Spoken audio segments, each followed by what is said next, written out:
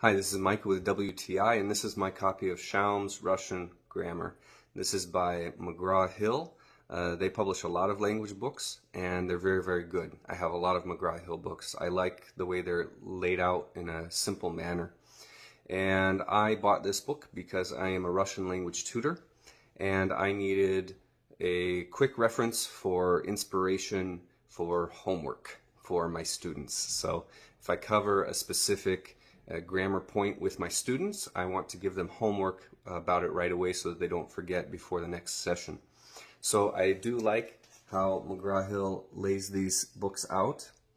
You see you have, for example, a quick explanation of a grammar point, and then you have a few different exercises so that you can quickly practice what you've studied, which is the perfect format for learning grammar.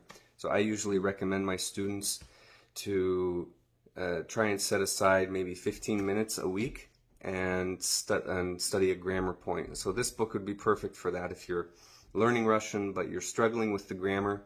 You don't need to kill yourself with the grammar, but you could use this book to set aside maybe 15 minutes, a half hour a week, and go over one grammar point, and just gradually you'll see your grammar start to improve.